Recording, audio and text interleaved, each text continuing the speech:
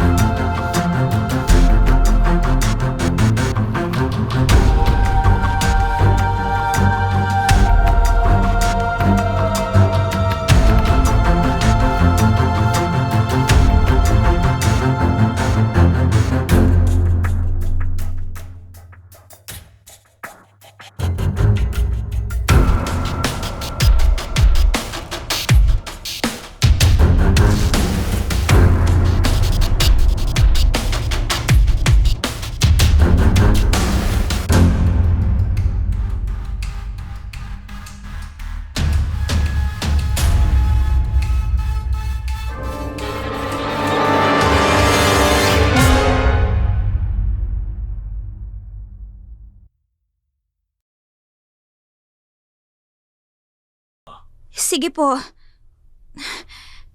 Ano yung dala niyang pitsil?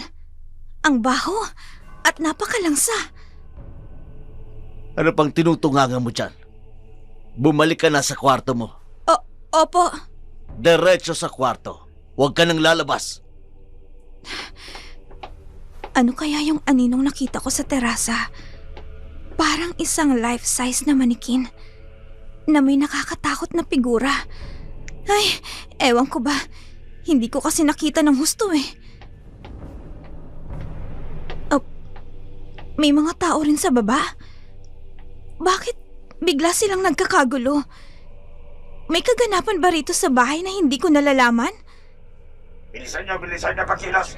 Hindi tayo dapat abutin ng umaga. Ilang buwan pa lang ako nagtatrabaho rito.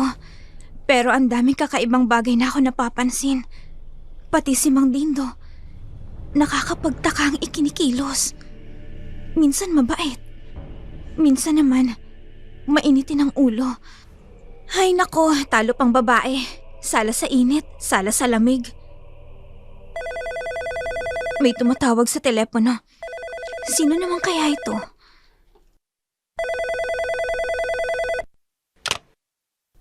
Hello? Arturo Cuenco Mansion? Who's on the line, please? Hello, Sistiret. Ako to, si Sonia. Ate Sonia? Hi, kumusta? Okay na okay. Heto, sexy at maganda pa rin. Kailan ka ba hindi naging maganda at sexy? Teka, nasan ka ba ngayon? Dito lang sa tabi-tabi. Babalik na ako ng La Cuenca Mansion. Excited ako makita ka. Talaga, ate? Sige, sasabihan ko si Sir Arturo na pabalik ka na. No, sis. Gusto kong sorpresahin si Arturo sa pagbabalik ko riyan. Kaya huwag mong sasabihin sa kanya, okay? Yes, ate. And one more thing. Baka hindi ako madalas makituloy sa mansyon ni Arturo sa pagbabalik ko dyan sa La Cuenca. Kaya kung ayos lang sana sa'yo, doon muna ako sinuupahan mong kwarto. Ha? Pero ate, baka magalit si Sir Arturo niyan. Matagal kayong hindi nagkita. Tapos sa inuupahan kong kwarto ka tutuloy? May mga bagay lang na dapat pag-isipan muna. Kaya nga ako umuwi eh. Pag-isipan? Tungkol naman saan? Tanya, hindi tamang sa telepono natin pag-usapan ng mga bagay niyan. Ibababa ko na tong telepono. Mahaba na raw ang oras ng pagtawag ko.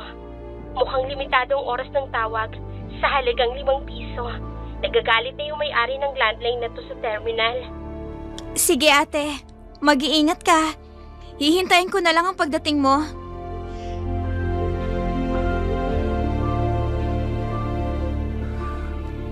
Masaya si Tanya sa balitang natanggap niya. Babalik na ang kanyang ate. Natapos na ang kontrata sa pagtatrabaho sa abroad. Matatapos na rin sa wakas ang 2 taong long distance relationship nila ng kanyang amo. Matagal ring hinintay nito para sa muli niyang pagbabalik sa La Consuelo. Kinaumagahan, pagising ni Tanya. Isang ingranding dekorasyon ang nakaset up sa pinakaberanda ng mansyon. Hindi man lang niya namamalayan ang mabilisang paghahanda ng mga taong kinuha ni Arturo. Sa puyat niya, hindi niya namamalayang tanghali na pala siya nagising. Paglabas niya ng kanyang kwarto, nakita niya ang pormal na postura ng kanyang among si Arturo. Nakaupo sa kanyang wheelchair, may hawak na bangket at maliit na kahon, tensyonadong naghihintay sa kanyang kinauupuan.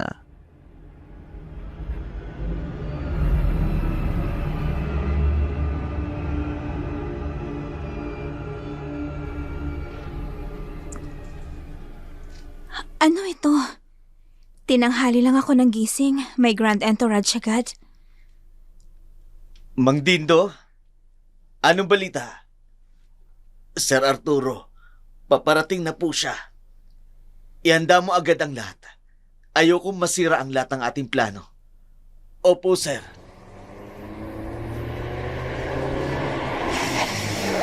Dumating na si Sonia. Lalo siyang gumanda.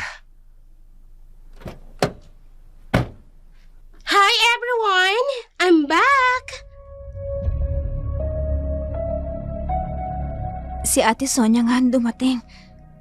Teka, ang ate ko ba talaga yan? Ang laki ng ipinagbago niya. Mula sa pananamit, pati na sa pagkilos. Wow! Ano to? Ang ganda! May pabonggang pa-entrance pa sa veranda. Sonia, Hi, Arturo. Thurling. I miss you. Ano meron dito? it's been 2 years, Sonia. Sa wakas, nandito ka na. Madam Sonia, maligayang pagbabalik mo. Salamat sa pagbati, Mang Dindo. Arturo, Thurling. Ano to? Bakit may mga decoration? Bakit? Hindi ka ba masaya sa lahat ng mga nakikita mo? Hindi naman sa ganon. Nagulat lang talaga ako. Para po sa inyo ang lahat ng ito. Maaga pong pinahanda ni Sir Arturo. Oh! Para sa akin lahat ng ito? Ang ingrande naman. Tinalo ko pang isang entourage sa isang kasal.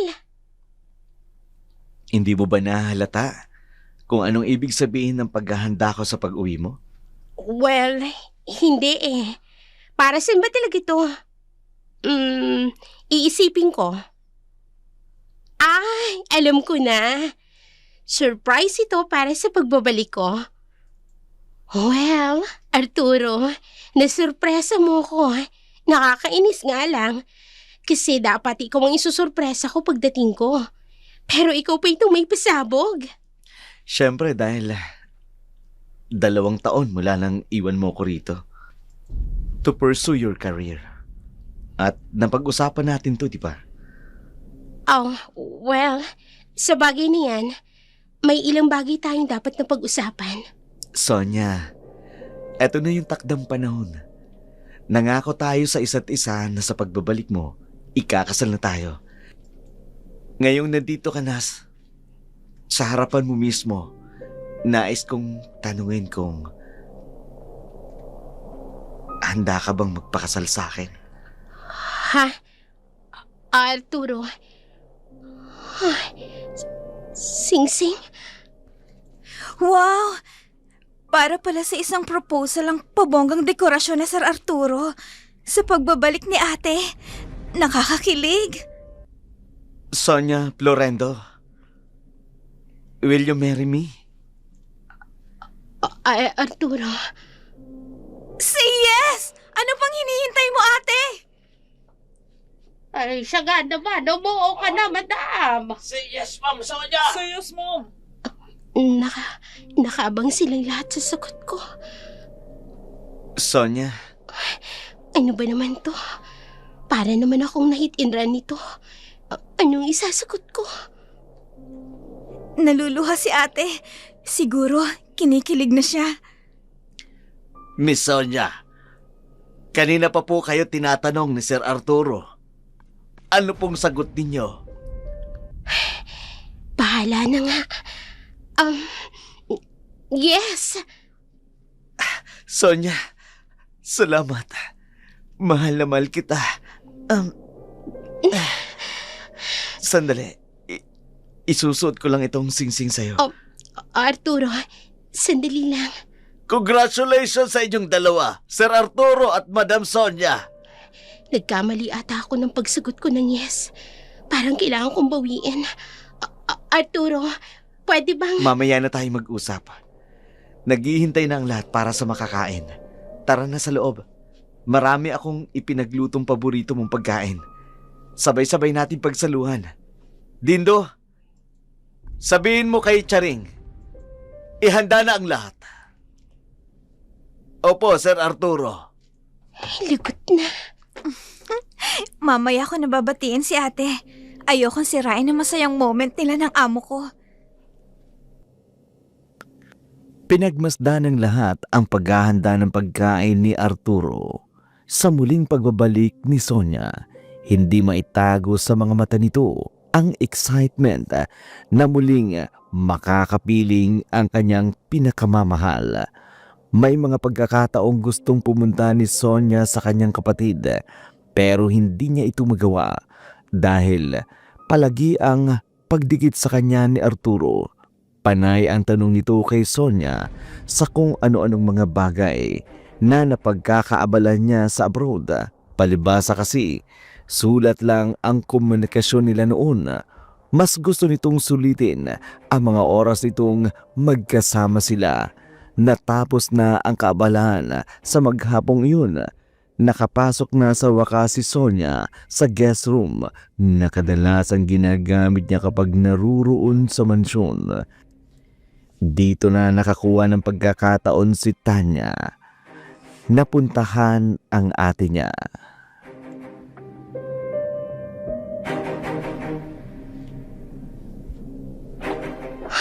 My gosh, may jet lag pa nga ako. Sinalubong naman agad ako ni Arturo ng handaan.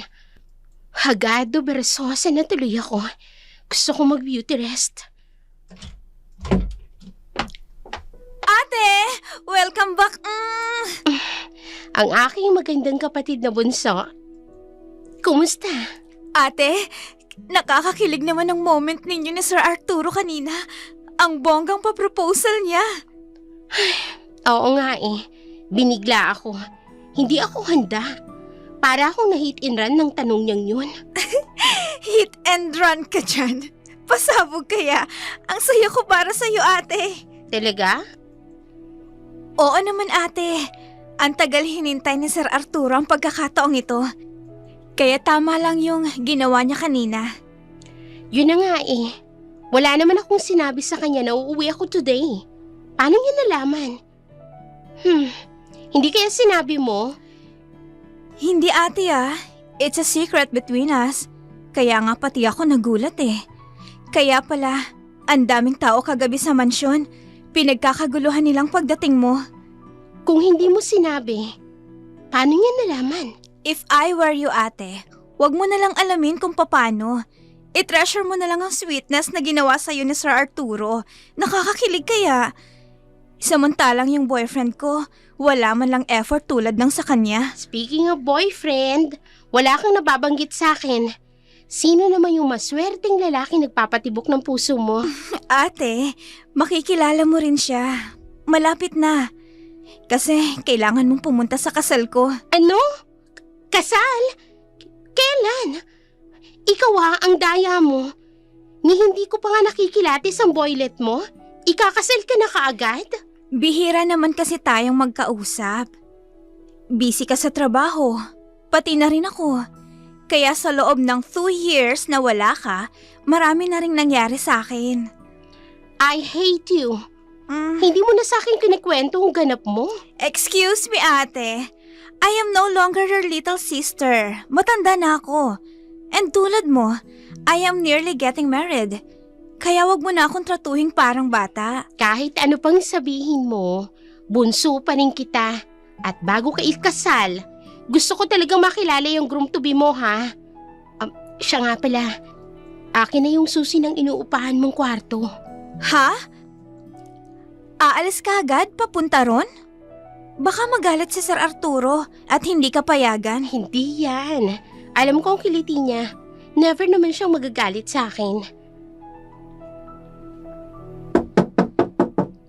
Madam Sonia, nandyan po ba kayo? Ipinatatawag po kayo ni Sir Arturo sa kanyang kwarto. Pakisabi na lang sa kanya, susunod na ako sa iyo, Mang Dindo. Opo. Sige na, ate. Mamaya pa ang oras ng inom ng gamot ni Sir Arturo, kaya mauna ka na. Okay. Hindi niya na nabalitaan kung ano ang naging pag-uusap ng kanyang amo at ng kanyang kapatid. Basta na mga oras na yun, nagpaalam na si Sonia na doon muna manunuluyan sa kanyang inuupahan. Mabutit pinayagan naman ito ni Arturo. Gabi na nang makarating si Sonia sa kwartong iyon. Dala ng pagod at sakit ng katawan. Dumiretso ito sa kama ni Tanya. Nakasanayan niya ng magubad ng kanyang mga damit kapag natutulog. Ang tanging itinitiran na lamang niya ay ang mga undies. Pinatay na niya ang ilaw. Walang pakundangang humiga sa kama.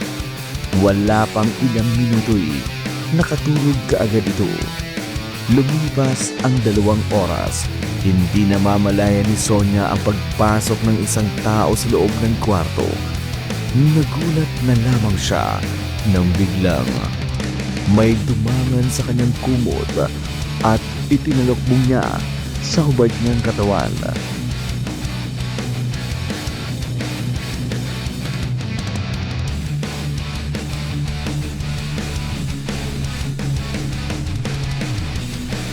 Ay, loves, umihi ka pala. Hindi ka man ang nagsabi. Ilang gabi na kitang hinintay dito sa inuupahan mo. Mayakap lang kita. Bakit biglang may umakap sa akin? Umuwi ba si Tanya? Love, huwag ka na magtalokbong dyan. Hindi ka naman sanay na natutulog ng ganyan, di ba? Hoy, sino to? Bakit may nakayakap sa akin? Hindi, pinasok ako rito sa kwarto. Ano ba? Itiwan mo nga ako! Teka, sandali. Sino bang... Walang hiya ka! Rapist! Magnanakaw! Aray, ano ba? Sandali, itigil mo yan. Tanya, ako ito. Umalis ka rito! Oportunista! Oh. Hoy, Ikaw? ikaw? Teka, anong ginagawa mo rito sa kwarto ni Tanya? Pwede ba? Itapis mo muna yung hawak mong kumot sa katawan mo. Baka lang nakakalimutan mo eh. Nakahubad ka sa harapan ko. Walang hiya ka! Binubusuhan mo pa ako, bastos! Na binubusuhan. Parang hindi mo alam. Daig pa sa pamboboso ang nagawa ko sa'yo noon. Nahalikan na yata kita. Halos lahat yata ng parte ng katawan mo. Kaya wag mo nang sabihin binubusuhan lang kita. Antipatiko! Lumabas ka rito! Layas! Hindi ka dapat naririto! Yan nga ang pinagtataka ko eh. Paano kang napunta rito? Natural! Kwarto to ng bunso kong kapatid. At dito ako pansamantalang makikitulog. Ano? Si Tanya, kapatid mo siya? Oo, kapatid ko siya. Hindi pa ba halata? Eh, anong malay ko? Hindi naman Florendo ang apelyedong gamit niya. Kasi nga magkapatid kami sa ina. Kaya hindi kami magkaapelyedo. Teka nga, bakit ka ba naririto? Huwag mong sabihin, ini-stalk mo si Bunso. Anong iniisto? Hindi ko gagawin yun sa kanya. Kaya ako narito dahil madalas ko na siyang binibisita rito. Binigyan niya ako ng susi ng kwarto niya para maasikaso ko ang kwarto niya kahit wala siya. Teka, bakit ba ha? Ano bang karapatan mong gawin yun? Dahil ako ang nobyo ni Tanya. Ano? Ikaw? Ikaw ang boyfriend niya? Oh, bakit? Anong masama doon? No, hindi pwede to. Hey, wag mong sabihing tutol ka. Bakit? Mahal mo pa ako, no? Of course not. Ang kapal naman ng mukha mong mag-assume. Akala ko, hindi mo pa rin nakakalimutan ang paraan kung paano ako magmakala. Kilala mo naman ako, di ba? Huwag mong sabihin sa akin,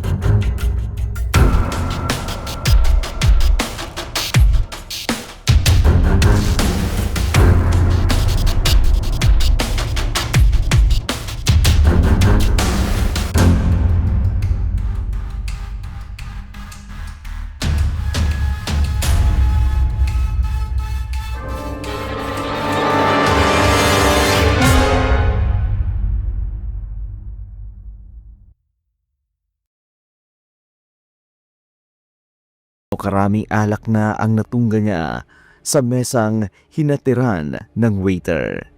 Ilang saglit pa'y nagpaalam na siyang pupunta sa comfort room. Napalingon na lamang sa kanya si Arturo habang papasok siya sa pasilyo. Papalabas naman si Renan ng banyo nang makita niya ang paggewang-gewang na paglalakad ni Sonia.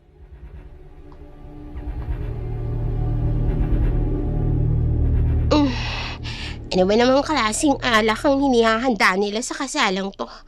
Mabilis ako umalasing. Si Sonia, nagpakalasing sa reception namin. Pasaway talaga. Heto yata yung CR. Papasok na ako. Hey, Sonia. Okay ka lang? Renan, anong ginagawa mo rito? Bakit mag-isa ka lang rito? Lasing ka na. Bitiwan mo nga ako. Huwag mo ko intindihin. Doon ka sa asawa mo. Teka nga muna. Saan ka ba pupunta? Di mo ba nakikita? Magbabanyo nga ako, di ba? Tabi! Teka lang. Huwag dyan. Mali ang pupuntahan mo. Ano ba sabi ng bitiwan mo ko eh? Ang kulit mo talagang babae ka. Sabi ng mali itong banyong pinasok mo. Banyo ng lalaki ito. Naiihina ako eh. Ano bang pakialam mo? Tigas talaga ng ulo nito. Teka lang, Sonia. Dahan-dahan lang. Ang heels ko. Matutumba ako. Sonia! Eriko, pa ako. Pati ng binti ko. Saan? Saan ang masakit? Tiwan mo nga ako. Kaya kong sarili ko. Sigurado ka. Natapilo ka na. Yang paa mo baka masakit. Kailangan kong kayanin. Hindi na ako pwedeng humingi pa sa kanya ng tulong. Kumikirot ang paa ko.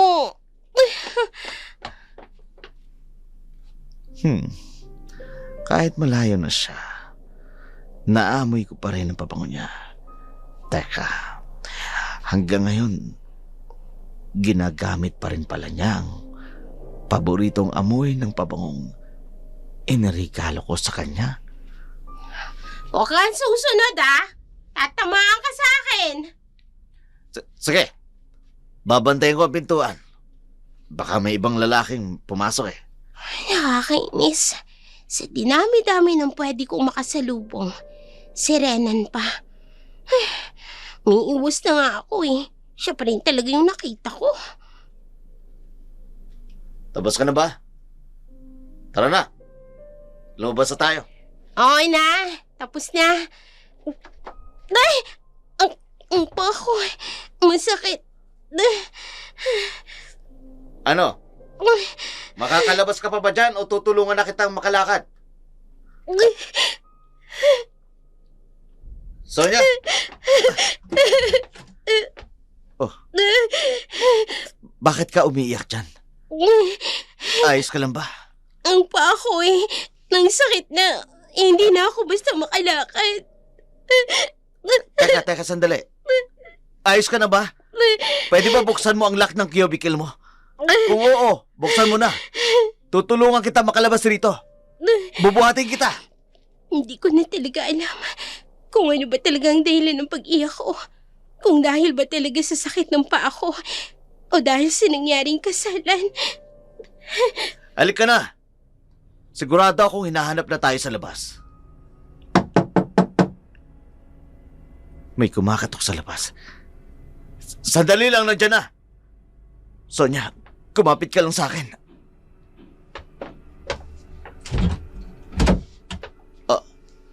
Madam Sonia. Ate? Tanya, Mang Dindo. Anong nangyari sa'yo? Bakit buhat-buhat mo siya? Bakit umiiyak si ate? Anong ginawa mo sa kapatid ko? Wala akong ginawa sa kanya. Lasing na lasing siyang pumunta rito. Hindi niya nakita na mali ang pinto ang pinasok niya. Abang nasa loob, natumba siya dahil sa heels niya. Kaya siya umiiyak dahil yun sa pananakit ng paa niya. Ate, ayos ka lang ba? Gusto mo bang mauna nang umuwi? Ang mabuti pa, iabot mo na siya sa akin. Ako na bala sa kanya. Sa kondisyon niya, sigurado akong maaga kaming uuwi ni Sir Arturo sa mansyon. Mabuti pa nga siguro, Mang Dindo. Kakaunti na lang naman ng mga bisita. Kami na lang bahala sa kanilang umistima. Sonya, si Mang Dindo na ang bahala sa'yo. Sige na. Salamat sa pagtulong mo. Ma'am, okay ka lang ba? Tara na, Mang Dindo. Umalis na tayo. Mahal, tara na. May mga bisita pa naghihintay sa atin sa labas. Sige. Maagang umuwi ang tatlo sa loob ng sasakyan. Panay ang tapik ni Arturo sa mga hita ni Sonya. Pinapakalma ang dalaga sa patuloy na paghikbi nito. Sa kalagitnaan ng kanilang biyahe, saglit na pinahinto ni Arturo ang sasakyan. Pinababa si Mang Dindo para magkaroon silang dalawa ng oras na makapag-usap ng masinsinan. Lumapit ang kamay ni Arturo sa pisngi ni Sonya. Pinahiran ang mga luhang umaagos sa kanyang mga mata. Dito na siya napayakap sa binata. Bumuhos ang kanina pang pinipigil na pag-iyak nito.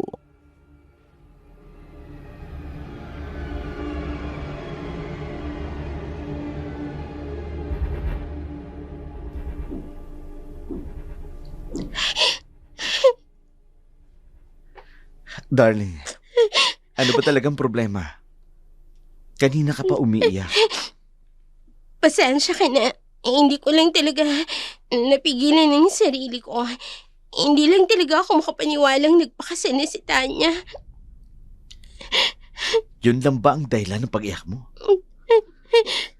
Napakababaw naman, Sonya. Talo mo pa yung mga magulang na nagatid sa anak niya sa altar. Arturo, alam mo naman kaming dalawa lang ni Tanya magkasama sa buhay.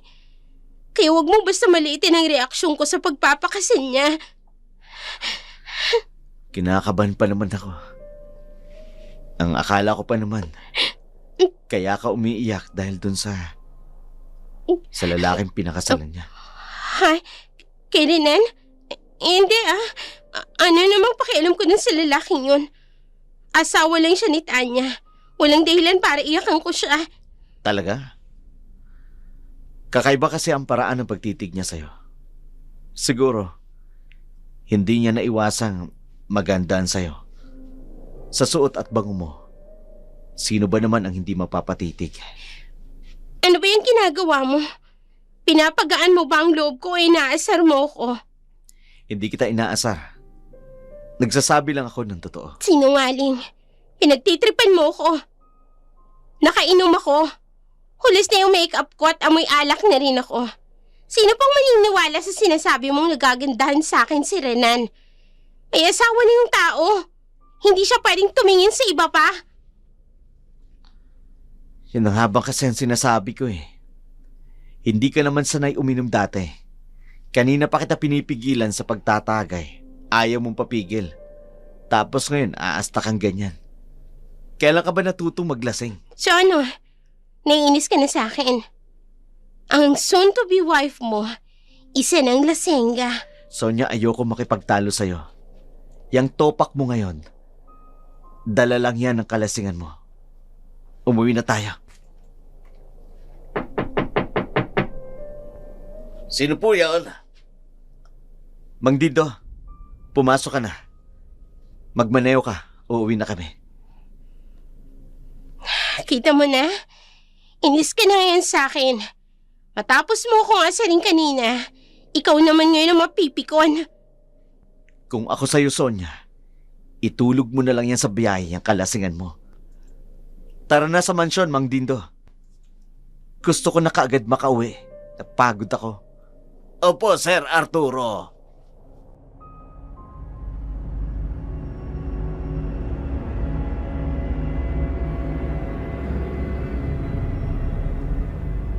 Nakinig naman si Sonya sa sinabing iyon ni Arturo. Humalukip-kip na lamang ito sa sulok ng kanyang kinauupuan. Hindi na napigilan pa ng dalaga na makatulog sa kalagitnaan ng kanilang biyahe. Gustuhin man ni Arturo Napahigain ang ulos ng dalaga sa kanyang mga hita. Hindi niya magawa. Hirap siyang kumilos na ilapit ang kanyang sarili sa dalaga. Ito yung kahinaang kinaiinis niya, aminin man niya sa hindi. Nagseselos talaga siya sa nakita niyang pagkarga ng asawa ni Tanya kay Sonia.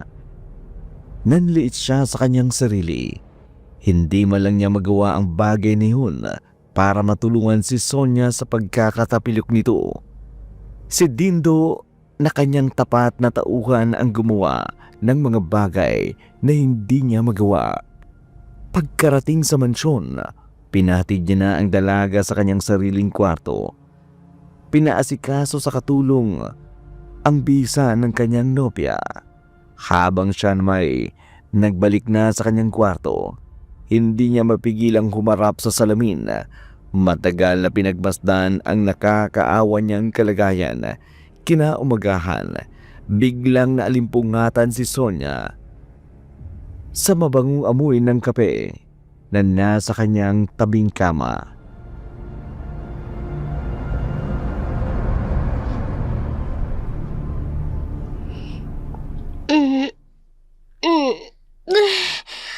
Aray ko, ang sakit ng ulo ko Good morning, ate. Tanya, anong ginagawa mo rito? Ha? Pumasok? Ano pa nga ba? Inuna mo pa talagang intindihin ako rito kesa makasama ang asawa mo? Ate, ipinagtimpla lang naman kita ng kape para sa hangover mo. Hindi kita inuna kesa sa asawa ko. Are you out of your mind? Kasal mo kahapon. Dapat nasa honeymoon ka. Anong pumasok sa kukote mo at pumasok ka sa trabaho mo ngayong araw? Ate, bising tao rin si Renan. May trabaho siya. Isa pa, may importanteng lakad rin siyang inaasikaso. Kaya makakapaghintay ang honeymoon.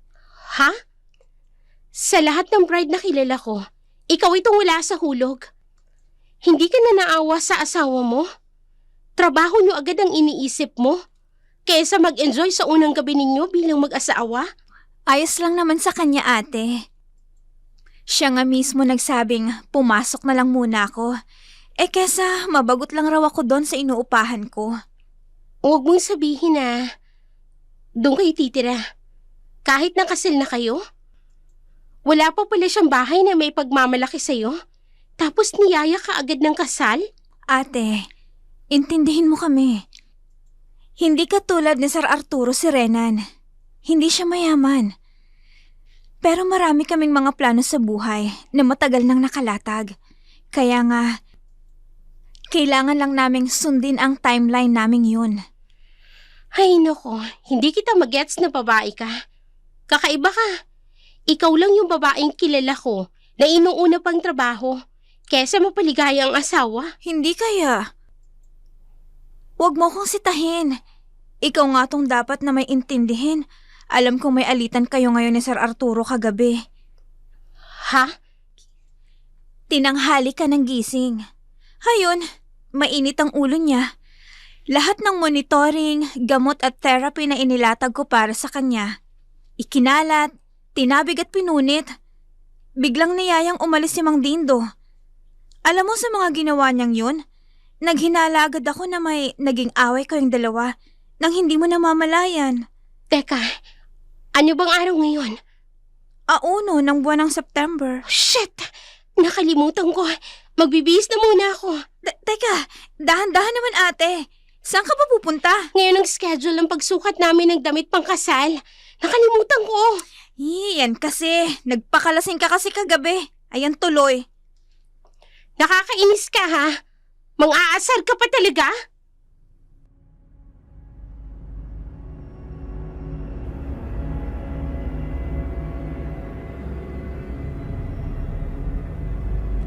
Pinilit ni Sonia na magmadaling mag-asikaso ng kanyang sarili kahit hindi siya sanay na umalis nang hindi nakapostura.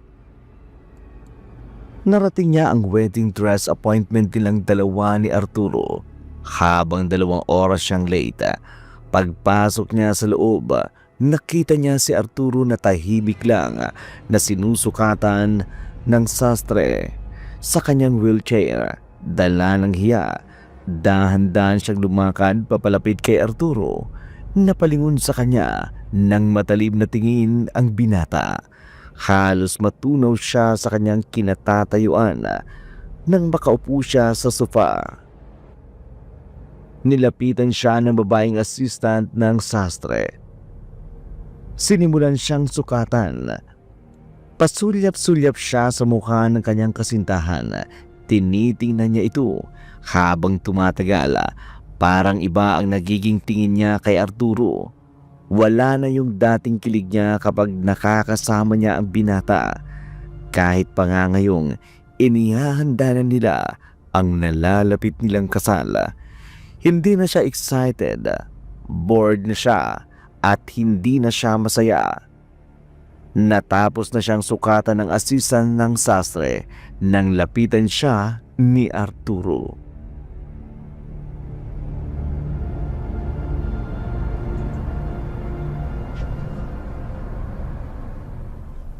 Akala ko hindi ka nasisipot. You're almost 3 hours late. Masakit ang ulo ko, Arturo. Pwede, huwag mo na akong sermonan. Sinisermonan ba kita?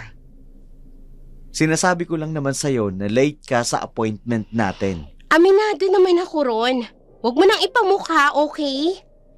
Alam mo may appointment tayo kinaumagahan. Pero uminom ka ng marami. Kailan ka pa naging lasengga? Nakikipagkwentuhan lang naman ako sa mga dati kong kakilala sa kasal. Nakakahiya naman kung hindi ko lang sila haharapin. At ang pakikipagsabayan mo sa kanila, sa alak na ininom mo kagabi, napili mong gawin with show off? Tumatanda ka bang paurong, Sonia? Arturo, wala tayo sa pamamahay mo. Pwede, huwag kang magsimula ng iskandalo. Iskandalo rito. Yun pa pinoproblema mo. Sandali nga lang. Mang Dindo! Pakisabi sa may-ari ng couture shop na to. Gusto ko munang rentahan saglit. May pag-uusapan lang kami ng wife-to-be ko. Yes po, Sir Arturo. Arturo, ano ba? Huwag mong palalain ang pagkainis ko. Sumasakit na nga ang ulo ko, dinadagdagan mo pa. Wala nang istorbo sa ating dalawa. Ngayon, mag-usap tayo ng matino, Sonia. Hindi. Aalis na ako. Ayoko na ganitong mag-usap tayo. Tapos mainit yung ulo mo. Ano Saan ba? ka pupunta? Dito ka lang. Hindi tayo aalis dito hanggat hindi mo nililinaw sa akin kung ano ba talagang nangyayari sa'yo. Arturo, ang braso ko Nasasaktan ako. Sonia, kahit saglit lang. Gusto kita masolot mayakap ng ganito. Ilang linggo ka nang umuwi pero hindi ako nagkakaroon ng pagkakataong maramdaman ang yakap mo. Sonia, mahal na mahal kita. Arturo, Alam mo ba kung bakit mainit ang ulo ko? Kung bakit ako naiinis sa mga ginagawa mo? bakit nga ba? Ikaw, sagutin mo nga. Bakit nga ba talaga? Di naman talaga ako nagagalit sa pag-inom mo kagabi. Naiinis ako kapag naaalala ko kung paano ka binuhat ng asawa ni Tanya. Nagseselos ako't naiinggit ako sa kanya. Dahil hindi ko malang yung magawa ang bagay na yun sa'yo. Pakiramdam ko talagang inutil ako. Wala ka namang dapat na ikaselo sa kanya. Kung binuhat niya man ako, dahil yun sa aksidente sa loob ng banyo, walang malalim na ibig sabihin yun. Gustong gusto kong gawin ang lahat ng bagay na yun. Para lang maipadama sa'yo ang buong pagmamahal ko. Pero dahil sa lecheng kondisyon na ito, inutil ako. Huwag ka nga magsasalita ng ganyan. Hindi ka inutil. Sapat na sa akin kung ano ka, kung ano meron ka, at kung ano lang ang kaya mong gawin. Patawarin mo ako. Kung ganun ang naramdaman mo sa mga pagkakataong yon, hindi ko sinasadya na saktan ka, Arturo. Sonia, sa araw ng kasal natin, gusto kong gawin ng lahat ng makakaya ko para paligayahin ka. At sana, huwag kang magugulat sa unang gabi natin. Arturo, saka na lang natin pag-usapan ng bagay na yan. Nasa proseso pa tayo ng paghahanda. Mas makabubuti siguro, umuwi na muna tayo. Baka magbayad ka pa ng mahal sa couture shop na to kung matatagalan pa tayo rito. Tara na sa kotse. Idulak mong wheelchair ko. Si Mang Dindo na lang. Mang Dindo, bayaran mo ang shop. Madali ka. Opo, Sir Arturo.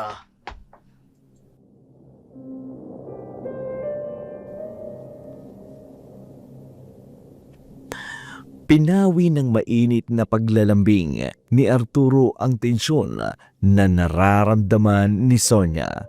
Sa pagbabalik nila sa mansyon, doon na nila ipinagpatuloy ang pagkakataong masolo ang isa't isa. Nasa kwarto na sila, nanunood ng romantikong palabas sa tapat ng kama. Ikinulong ni Sonia ang kanyang sarili sa malalapad na dibdib ng binata. Ninamnam ang pagkakataong muling mag-alab ang pagmamahal niya sa binata. Naramdaman ni Sonia ang pagdampi ng mga kamay nito sa kanyang pisngi. Kinuha ni Sonia ang remote para patayin ang kanilang pinanunood. Iniangat niya ang kanyang muka papalapit sa muka ni Arturo. Nagtama ang kanilang mga mata. Hindi inaasahan ng binata ang unang pagkilos ni Sonia. Hindi na nito napigilang halikan ang nobyo. Sa pagkakataon na iyon, gusto niyang masiguradong mahal na mahal pa talaga niya ang binata na hindi pa ito tuluyang nawawala. Sa paglalakbay ng mga kamay ni Sonia sa katawan ni Arturo, pinigilan siya ng binata. Nagulat pa nga siya sa biglaang pag-iwas ng labi nito sa kanya.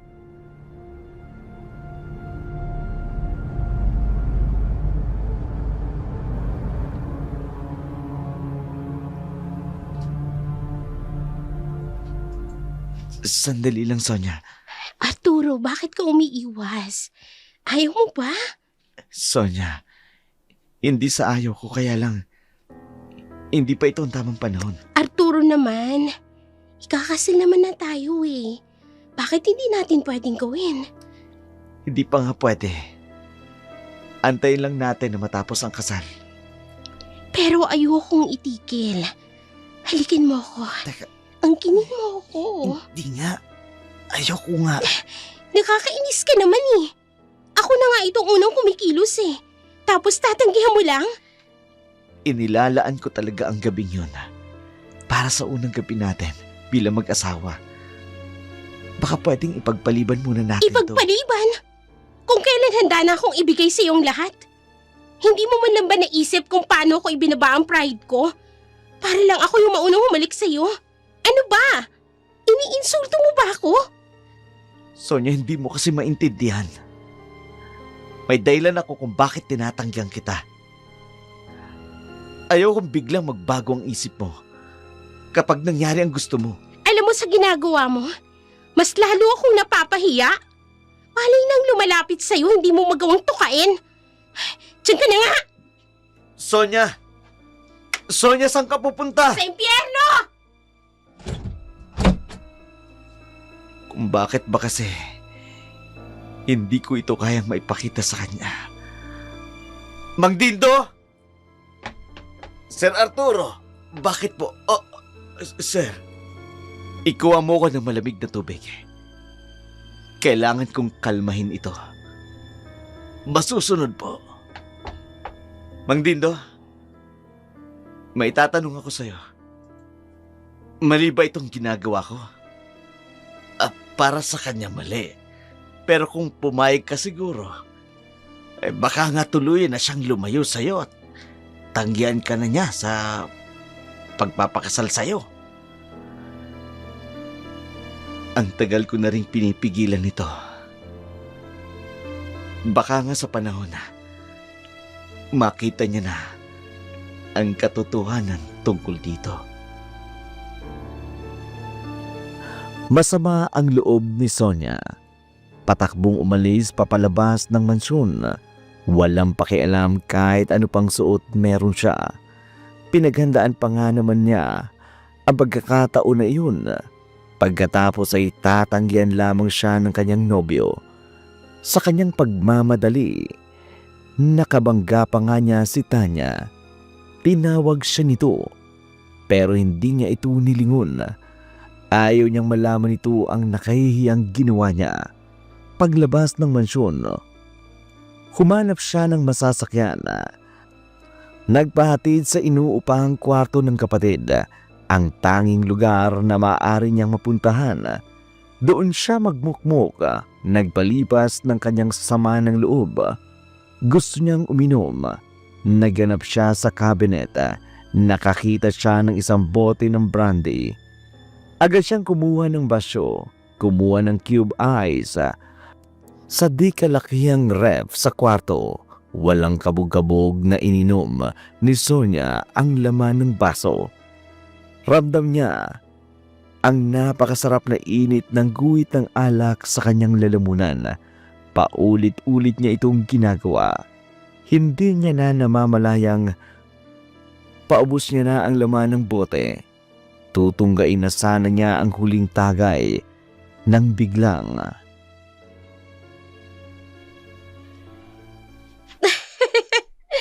Ang huling tagay para sa babaeng tinanggihan. Sonia, anong ginagawa mo rito? Hoy, baso ko yan. Huwag mo agawin ang inumin ko. Anong ginagawa mo rito this oras ng gabi na? Hindi pa ba halata? Umiinom ako. Ikaw, bakit ka ba nakikialam? Akin na nga yung baso ko. Ibalik mo sa akin yan. Ito ba? Sino bang may sabi sa yung inumin mo? Akin yan eh. Mga ago ka talaga. Lasing na lasing ka na. Tapos gusto mo pang lagukin yon. Ano ba nangyayari sa'yo? Bakit ka umiinom rito? Sino may sabi sa'yo na pwede mong gawin yan? Dito sa kwarto ni Tanya. Amoyin mo nga ang paligid. Nangangamoy chiko na dahil sa'yo. Ano bang pakialam mo? Kwarto to ng kapatid ko.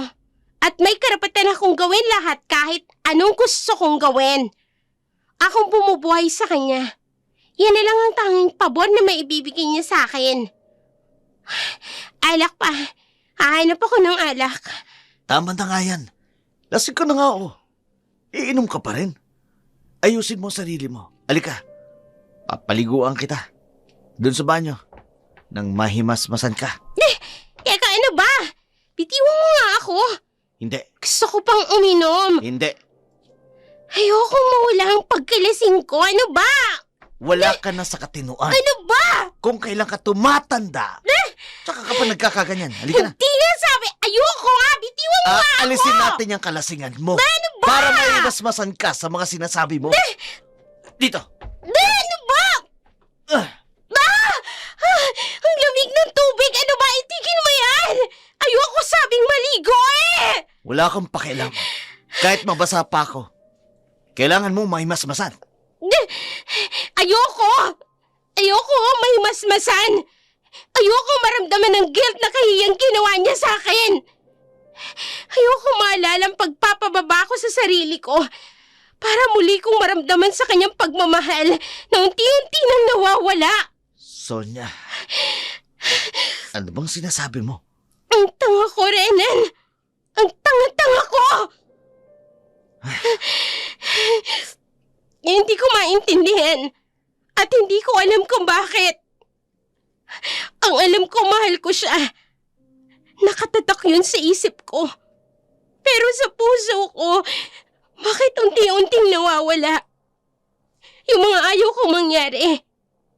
Kaya nga kahit na pinakatangang bagay nagawa ko na, inihain ko na ang sarili kong katawan sa kanya para kahit papano, maagapan kong maibalik ang dating pagmamahal ko sa kanya. Pero anong ginawa niya? Tinanggihan niya ako.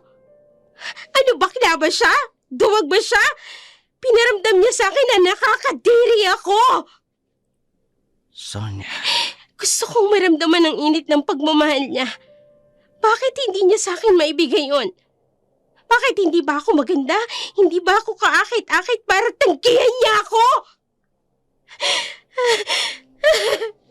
Nagkakamali ka. Maganda ka, kaakit-akit. Tanga lang talagang lalaking yun para tanggihan ka.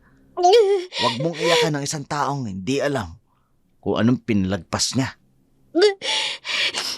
Bakit, Renan? Naakit ka pa ni Ma sa akin? Sino ba naman ang hindi magagandahan mula noon hanggang ngayon? Niloloko mo ako eh. Sinasabi mo lang yan para hindi ako magalit. Para hindi kita itulad ron sa lalaking mapapangasawa ko na duwag at bakla. Hindi totoo yun. Totoo ang sinasabi ko. Maganda ka talaga. Kung ganun, kung hahalikan kita, tatinggihan mo ba ako? Sonia, Renan, kung totoo yung sinasabi mo, patinayan mo. Sonia, mali ito eh. Hindi ito dapat mangyari. May asawa na ako. Renan, pawiin mo lang ang pangungulila ko. Hindi pwede. Ipakita mo sa akin na Sonia, hindi ako dapat tanggihan. Sonia, Patunayan mo sa akin na tanga siya, na hindi niya ako inungkin. Renan, Tanga asawa ko, patawarin mo ko. Sonia, hindi pwede ito. Sonia, paliligayan kita. Tuluyan ang nagpatianod ang dalawa sa init ng kanilang nararamdaman. Hindi naging hadlang ang lugar na kanilang kinalalagyan para maipadama ni Renan kay Sonia ang pagtugon nito sa kanyang kagustuhan. Hindi na nila alintana ang magiging kahihinatnan ng kanilang kapusukan. Samantala, sa mansyon, hindi mapakali si Arturo sa kanyang kwarto. Iba ang pakiramdam niya ng mga oras na yun. Yung kaba, kutob at hinala. Yan ang lumulukob sa buo niyang katauhan. Para na siyang nababaliw sa kaiisip kung saan nagpunta si Sonia. Hindi niya natiis na lumabas sa pagkakataong ito. Siya lang mag-isa at walang makikialam kahit pa ang katiwala niyang si Mang Dindo. Ilang oras pa ang nakalipas nang maalimpungatan si Sonia sa kanyang kinahihigaan.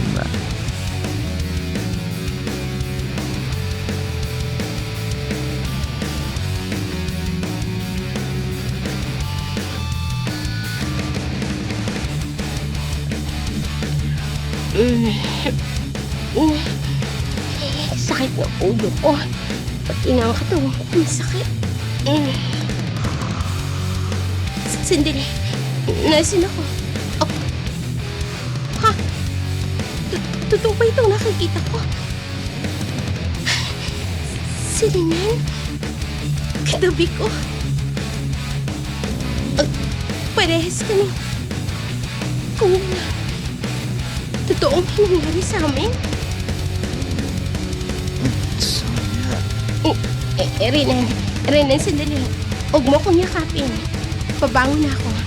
Kailangan ko nang umalis. namayan na. Gusto pa kitang kayakap eh. Sira ulo kan talaga. Baka nakakalimutan mo.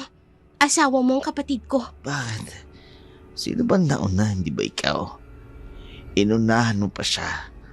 Kami dapat ang nasa honeymoon, pero ikaw itong nang-akit sa akin. Nakakainis ka. Kung hindi ka lang talaga magaling sa kama, baka kanina pa kita nilayasan. Bakit? Isa pa ba? Sira ka talaga. Bitiwan mo nga ako. Aalis na sabi ako eh. Huwag mo na akong pigilan.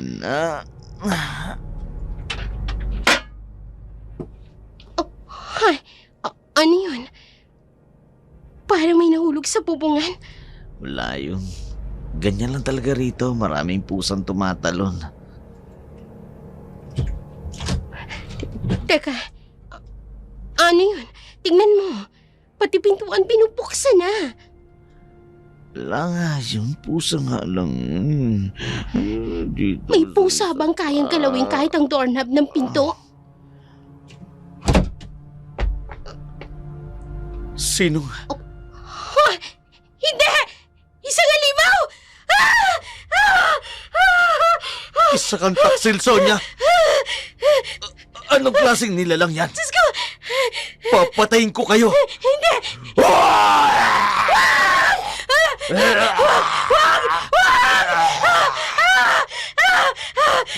Sonia, binabangot ka! Sonia!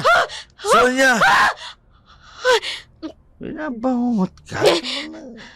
Ba? Panaginip. Isa lang palang masamang panaginip. Kailangan ko na umalis. Basta mo na lang ako iwan dito. Kailangan ko na makabalik sa mansyon. Sa ibang araw na lang tayo mag-usap. Tulad ka pa rin ng dati. Pero masaya ako. Nakasiping kita ulit. Samantala, sa mansyon, naisipan ni Tanya na magpahangin sa terasa na minsan niyang kinatakutang puntahan. Hindi na kasi siya makatulog sa pag-aalala sa kanyang ate. Gustuhin man niyang puntahan ito sa inuupahan, hindi niya magawa. May trabaho siyang dapat gampanan. Yun ay ang alagaan si Arturo. Hindi niya namamalayan. May isang figura ng anino na nagkukubli sa kaliwang bahagi ng terasa. Nakaramdam si Tanya na matinding kilabot. Dumaloy mula sa kanyang paa, papunta sa kanyang buong katawan. Paglingon niya sa kaliwa, nakita niya ang aninong minsan niyang naaninag. Noong gabing nakarinig siya ng sigaw, napaatras siya sa takot. Nalapitan siya ng anino. Nagmamadali siyang bumalik sa pintuan ng terasa, papasok sa mansyon.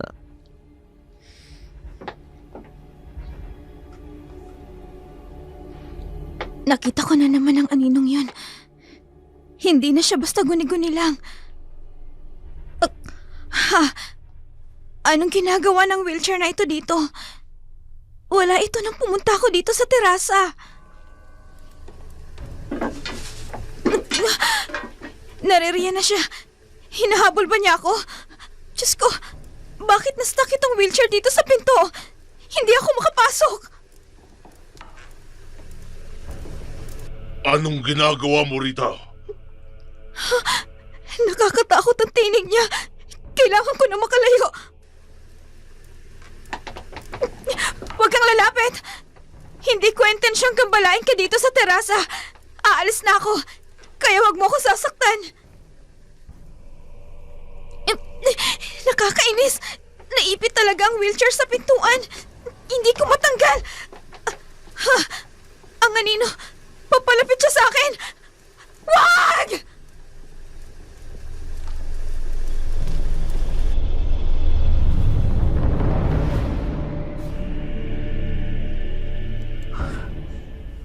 Walang ano-ano'y tinakpan niya ang upuan at tinalon ito mismo ni Tanya ang wheelchair. Sa pagtawid niya sa loob, napasigaw pa nga siya sa sakit. Nasasaktan ang kaliwa niyang binti sa pagkakabagsak niya sa sahig. Papatayo na siya para makatayo sa terasa nang biglang bumukas sa unahan ang kaliwang pintuan ng kwarto. Nakita niyang lumabas mula roon si Mang Dindo.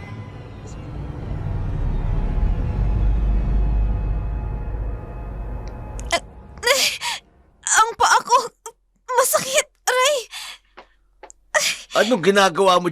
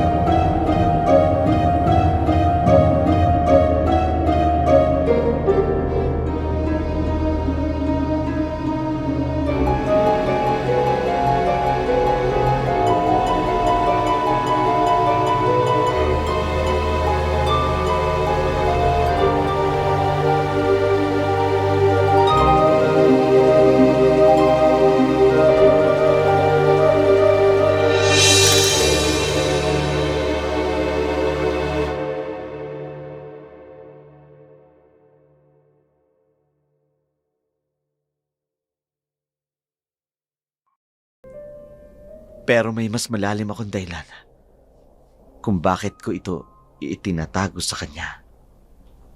Kung ikaw ang tatanungin ko, hindi ka ba nandidiri sa nakikita mo ngayon? Sir, ang kanyang mga binti, parang isang nakakakilabot na binti ng isang hayop. Maugat at matigas. Iyan palang tinatakpan niya sa ilalim ng kumot kapag naka-wheelchair siya. Anong klaseng sakit yan? Natigilan ka. Nakatitig ka. Pero hindi mo sinasagot ang tanong ko. Sir Arturo, para... Bakit ka nanginginig? Sir, para ho sa akin, wala hong kaso yan. Kahit makita pa yan ni ate. Kung mahal ka niya, matatanggap ka niya kahit ano ka pa. Isa pa, kung isa lang yan na uri ng karamdaman, marami akong kilalang espesyalistang doktor na maire-rekomenda para tumingin sa'yo, sir. Ikaw, hindi ka pa pwedeng tumingin. Pero karamdaman pa talaga. Sir, kung ang karamdaman yan ang magiging hadlang para magkaproblema kayo ni ate, gamitin mo ang pera mo. Magpa-opera ka para mawala yung sakit mo sa mga binti mo. Sana nga lang isa itong matinding karamdaman. Pinagtawanan niya lang ang sinabi ko. Ano pang mali dun? Gusto ko yung sagot mo. Natutuwa ako. Sir Arturo, kung wala na po kayong ipapagawa sa akin, lalabas na ho ako. Kailangan ko na hong umalis. Iniintay na po ako ng asawa ko sa amin. Hindi rin po kasi tamang makasama ang isang babaeng may asawa na ang fiancé ng kapatid ko. Sige, makakaalis ka na. Kung ano man ang nakita mo lang. Ilihim mo lang ang lahat. Lalo na sa kapatid mo. Ipangako mo sa akin na hindi malalaman ni Sonia ito.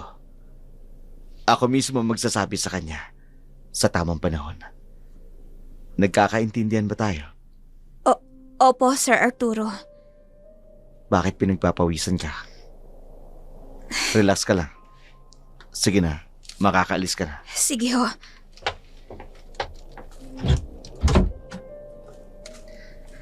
Sana tamang ginawa ko. Susubukan ko kung hanggang saan ang katapatan ng taong ito. Kinilabutan ako dun Sino mag-aakalang may malalang karamdaman ng isang napakagwapong si Arturo Cuenco? Ay, pero sa isang banda, nalaman ko kung gaano kaseryoso at kamahal ni Sir ang kapatid ko. Ipinakita niya rin sa akin ang tunay na kalagayan niya na hindi na ako iba sa kanya. Nang hapon na iyon, pinuntahan siya ni Mang Dindo. Sinabihan siyang ihatid sa kanyang tinutuluyan.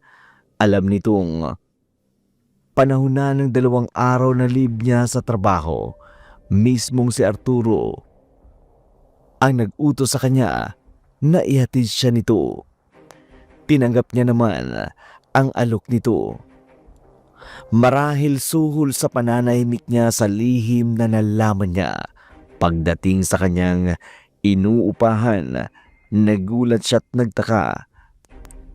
Bakit hindi man lang nalinis ang kalat ng bahay?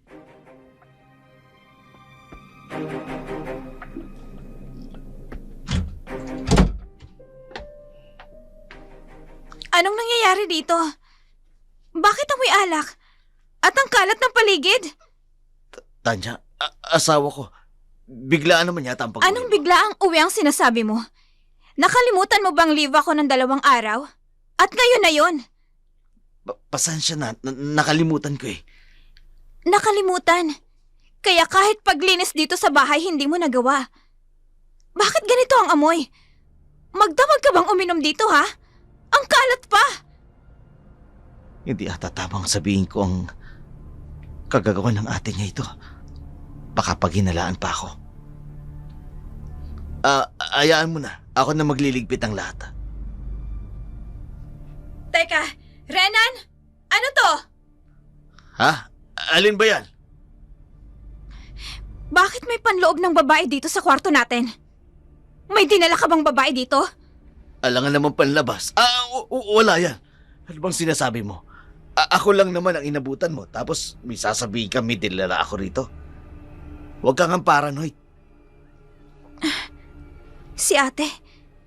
Tumuloy ba dito nung nakaraan? Nagkita ba kayo? O, baka nga sa ate mo yan. Hindi ko siya naabutan pagdating ko. Alam mo, pagsabihan mo yung kapatid mo, pakalat-kalat ng mga gamit niya. Ganun ba? Pagpasensyahan mo na lang si ate. Minsan kasi may pagkaburarayon. Kita mo na, gamit pala yan ng ate mo. Pinagbibintangan mo pa ako nagdala ng ibang babae rito. Naniniguro lang. Kakakasal pa lang natin at wala pa tayong honeymoon. Baka lang naghanap ka na agad ng ibang kasiping bukod sa akin. Hindi ko gagawin yun sa'yo Alam mo naman, mahal na mahal kita. 2 days nga pala ang leave ko ngayon. Baka pwede natin gawin ang honeymoon natin. Ngayong gabi. Wrong timing ka naman babae ka Aalis ako ngayon Ngayong gabi ang biyahe ko pabalik sa bayan. Bukas na ang pasahan ng mga papeles namin. Di pwedeng kinaumagan pa ang pag-alis ko. Ay, nakakainis naman. Lagi na lang wrong timing. Kung kailan nakabalik na ako, saka ka naman hindi pwede. Sorry babe Sa ibang linggo na lang siguro kapag bakante ka na uli. May magagawa ba ako? Wala naman, di ba? Mabilis na lumipas ang mga linggo. Napansin ni Tanya ang palagiang pag-iwas sa kanya ng kanyang ate Sonia. Dito na siya nagtaka. Hindi naman ito dating ganito. Ngayon lang nito nagawang kumilos ng kakaiba. Inobserbahan na naman siya ni Arturo. Napansin niya ang hindi gaanong pag-uusap ng magkapatid. Pabor iyon sa binata. Sa gantong paraan, maitatago ang lihim niya mula kay Sonia tulad ng dati. Ginawa ni Arturo ang lahat para hindi na muling magtampo ang nobya. Wala namang paangal si Sonia. Para bang kontento na ito sa kung anuman ang ginagawa sa kanya ni Arturo. Papalapit na ang kanilang kasal. At doon, mas kabado si Sonia. Naiipit na siya sa sitwasyon. Gustong-gusto niya nang tumanggi.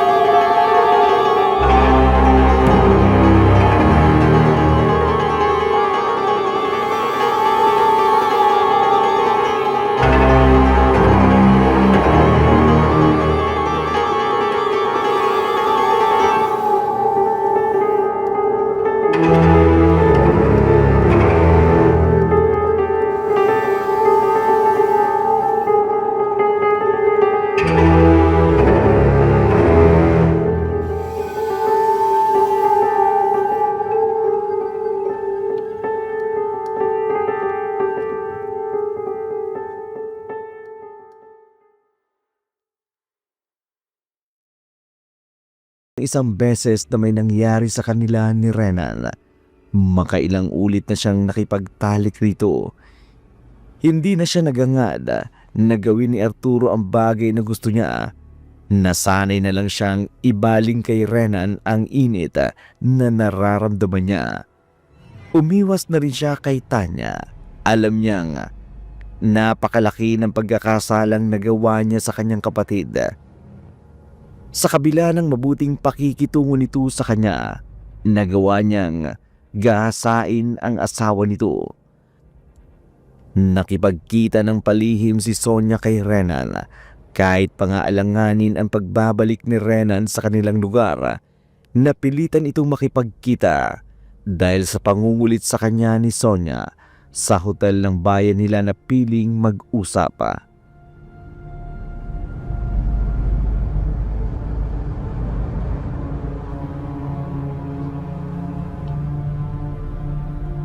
Ano ito, Sonia? Bakit nakikipagkita ka na naman sa akin? Huwag kang maingay. Pumasok ka muna sa loob ng kwarto. Marami tayong pag-uusapan. Mag-uusap lang ba talaga? Sa magandang hotel pa talaga? Huwag mong sabihin, gusto mo na namang mag-change oil. Manahimik ka nga. Nakipagkita ako sa'yo dahil may problema ako. Hindi lang pala. Hindi lang ako. Tayong Problema? dalawa. Aba, patungkol na naman yan sa nobyo mong hindi ka mapaligaya. Labas na ako dyan. Huwag mo na ako idamay. Damay ka rin dito. Dahil nabuo ito ng dahil sa'yo. Teka, nabuong ano? Linawin mo nga. Buntis ako, Rinan. At ikaw ang ama. Teka, paano nangyari yun? Lagi ako may proteksyon. Tanga ka ba? Alam ko naman yun. Yun nga yung ipinagtataka ko. Nakabuo agad tayo. Samantalang nag-iingat naman tayo ng huli nating pagkikita. Naloko na. Mukhang nabuo ang bata nung panahong wala akong ginamit na proteksyon. Yun ba talaga yun? Oo. Yung gabing lasing na lasing ka. Kinulit mo ko eh. Nakailang beses pa nga tayo. Sonia, Bakit ba nabuo ka? Wala ka dapat ngayon sa buhay ko. Sonia, huwag mong ngampasin ang tiyan mo. Baka kumapano ka. Lasing ako noon, Renan. Anong gagawin natin? Hindi pwede ito. Talagang hindi pwede. Hindi ko pa nga nagagawang paligayahin ng asawa ko. Pagkatapos, ikaw mabubuntis ko. Puwisit ka. Nakakainis ka eh. Kasalanan mo to. Huwag mo kong sisihin. Ikaw itong naunang nang akit sa akin. Kung di ka pa naman mainit ng panahon na yon, hindi kita papatulan. Huwag mo kong sisisihin. Nandito na to. Ano nang gagawin natin? Ipapalaglag ang bata? Hindi pwedeng malaman ni Arturo ang bagay na to. Siguradong isusumpa niya ako. Teka naman, Sonia. Anak ko pa rin ang batang yan. Naiisip ko lang, nagkakasala na tayo. Huwag na nating dagdagan pa ng isa pang kasalanan. Huwag na nating idamay ang bata. Nababaliw ka na ba? Alam mo kung ano magiging kahinat na ng lahat kung itutuloy ko ang batang ito. Hindi magiging madali ang lahat para sa atin. Handa ka bang panagutan nito? Paano ang kapatid ko? Yun na nga eh. Kaya nga ba nagigilty akong galawin siya? Dahil sa namamagitan sa atin. Para hindi ako maging unfair sa kanya. Matagal ko siyang tinikis nang walang namamagitan sa amin. Totoo ba yan, Rinan? Wala pa talagang nangyayari sa inyong dalawa? Oo naman. Sa'yo lang naman ako naging mahina. Ewan ko ba? Nakakabaliw ka kasi. Papuri ba yan o pangiinsulto? Ito naman, papuri yun. Sa'yo lang talaga ako nabaliw pagdating sa kama. Kaya nga wala rin naman talagang nangyari sa amin ni Tanya. Ang ibig sabihin nito, mas gusto mo ko kaysa sa kapatid ko kung ganon? Ewan ko, siguro. Anong ewan? Sagutin mo ng maayos ang tanong ko para makapagdesisyon ako ng matino. Kung ipapalaglag ko ito, itutuloy ko. Makakatanggi pa ba ako? Mukhang gano'n na nga eh. Sa totoo lang, naguguluhan ako sa tamang gawin dito. Pero nandito na to. Kaya wala na talaga tayong pagpipilian.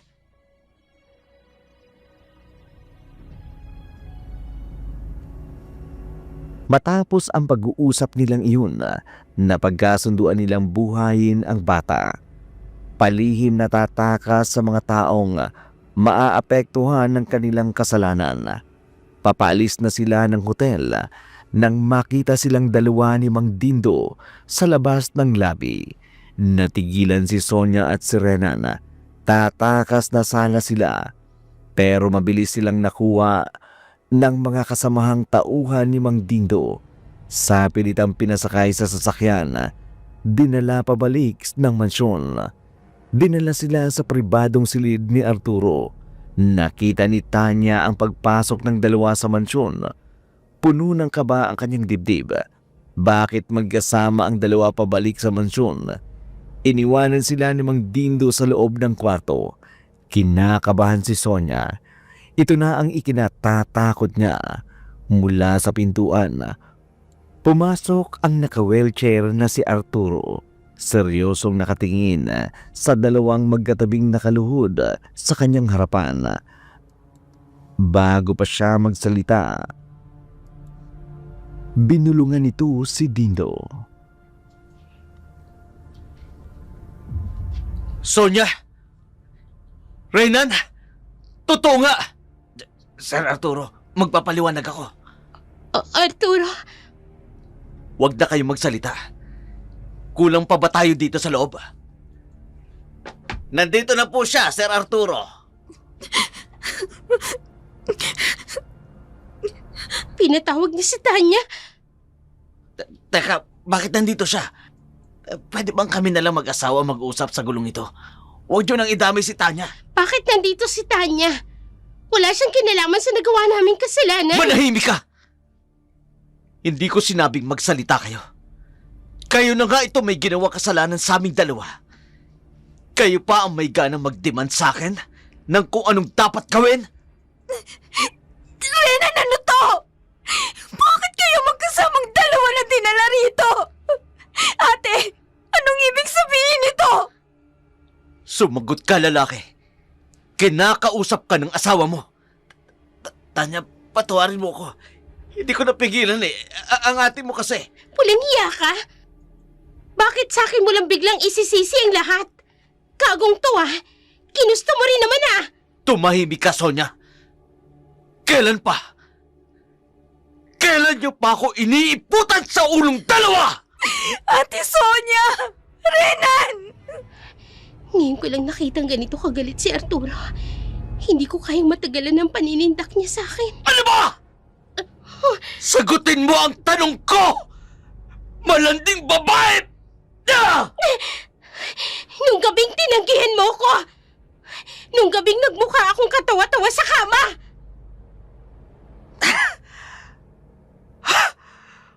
Mahigit isang buwan? Mahigit isang buwan? Ilang beses, Renata? Ilang beses? Hindi ko alam eh. Ilang beses kang nagpasasa sa katawan ng nobya ko? Sa dami, hindi ko na matandaan, sir. Si Sonia naman kasi ang irapapigil eh. Doon pa man ganyan na siya. Anong noon pa man ang sinasabi mo? Matagal na kayong magkaugnayan ng ate ko, ganun ba? Tanya, ex-girlfriend ko ang ate mo. Matagal na namin kilala ang isa't isa. Kaya nga nung gabing nagkita kami sa paupahan, doon nagsimulang magbalik ang lahat. Mga baboy kayo! Ang kakapal ng mga mukha niyo! Sa pamamahay ka pa talaga! Mga hayop! Tanya, I'm sorry. Inilihim ko sa iyong lahat. Noong una kasi, ang akala ko may tatago kong totoong nararamdaman ko. Pero hindi ko na napigilan ang sarili ko. Nasaktan talaga ako nang nalaman kong ikakasal ka kay Renan. Paano mo nagawa sa akin to, ate? Inamin ko na malaki ang utang na loob ko sa pagpapaaral mo sa akin. Lahat ng mga kailangan ko na ibibigay mo, pero ang ahasin ng asawa ko para singilin ako sa mga bagay na naitulong mo sa akin. Mga immoral! Bayaw mo pa talaga, ate? Hindi ko kayo mapapatawad! Tanya, pag-usapan natin to. Hayaan mo muna ako magpaliwanag. Tawan mo ako!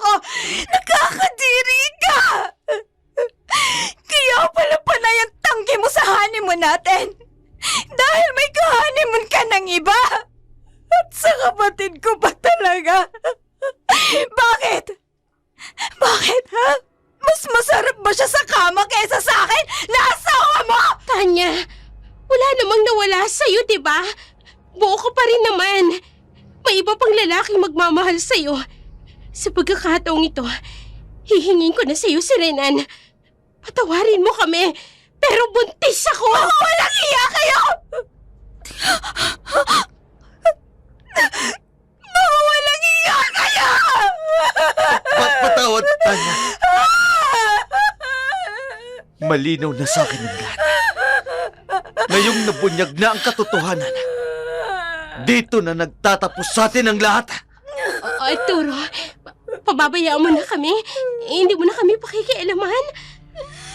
Wala nang dahilan para gawin yun. Makaaalis na kayong dalawa. Kakalimutan ko ng may asawa ko! Ayoko nang makitang pagmumukha mo! Mang Dindo, palabasin mo ang dalawang yan. Sumama kayo sa akin. Tanya, patawarin mo ko! Tanya, I'm sorry. Simula sa araw na to, kakalimutan ko ng may asawa ko.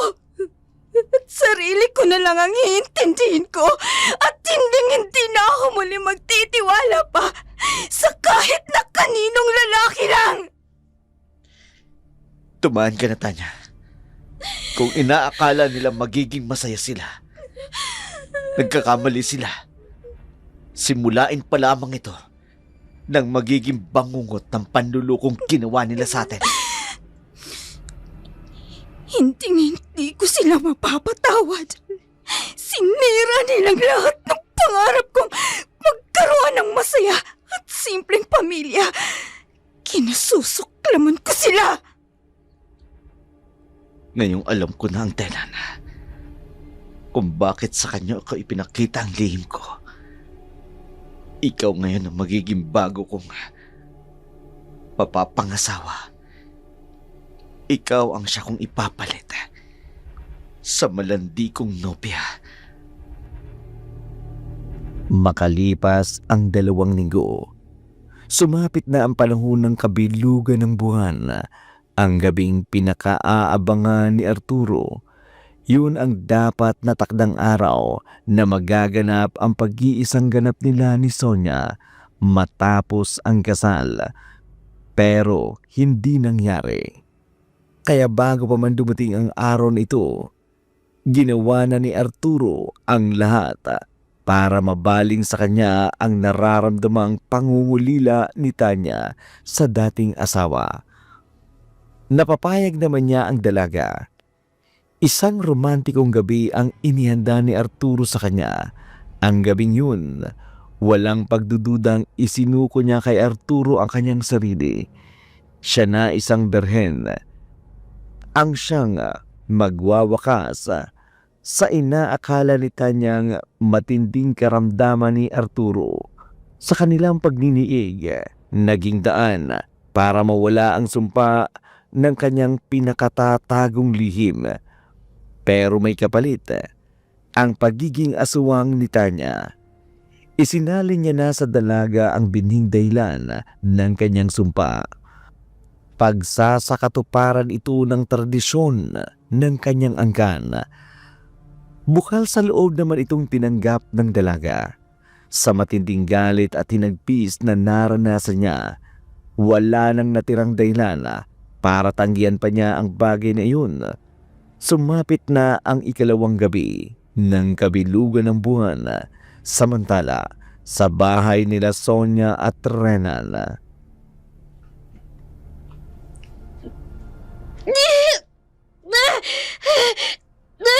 Ang sakit ng tiyan ko. Bigla na lang sumakit ang tiyan ko. Anong nangyayari? Renan! Renan, gising! Renan! Ba! Natutulog yung tao Bakit istorbohin? Ang tiyan ko ang sakit! Tulungan mo ko! Tulungan mo akong bumangon! Ha? Renan! Ano ba naman kasing kinain mo kanina? Alam mo naman, ang daming ibinabawal sa'yo ng doktor. Nilantakan mo pa rin. Ano bang pinagsasasabi mo? Wala akong kinaing makakasama sa baby natin. Hindi ko ginawa yun. Tulungan mo akong bumangon. Anong may kakaiba sa tiyan ko?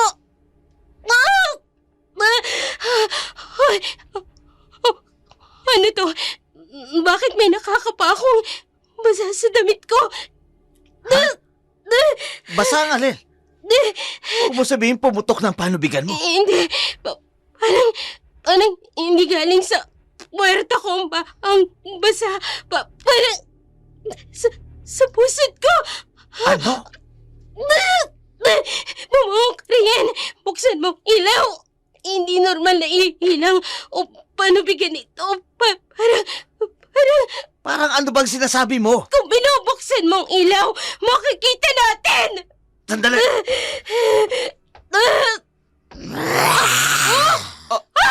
Ano yan? May aswang sa... Paano natin? Diyos ko! Diyos ko! Rian, ang tiyan ko! Puno ng dugo! Tulungan mo ako! Halimo ka! Lumayas ka rito! Alis! Rian! Ang anak natin! Dalhin mo ko sa ospital! Baka kung napatay na ng aswang na yun ang anak natin! Bilisin mo! Oo, Sonia! Pagdating nila sa ospital, napag-alaman nilang patay na ang bata sa sinapupunan ni Sonia. Isinisi nila ang lahat sa aswang na kanilang nakita sa loob ng kanilang tinitirhan. Wala silang kaalam-alam ng aswang ang may gawa ng pagkamatay ng kanilang anak, kagagawan ni Tanya. Mula nang mamatay ang bata, tuluyan na rin nagkahiwalay ang dalawa. Wala nang dahilan para ituloy pa nila ang kanilang pagsasama. Si Arturo at Tanya. Inilihim nilang dalawa ang totoo nilang katauhan. Umiiwas silang mapanghinalaan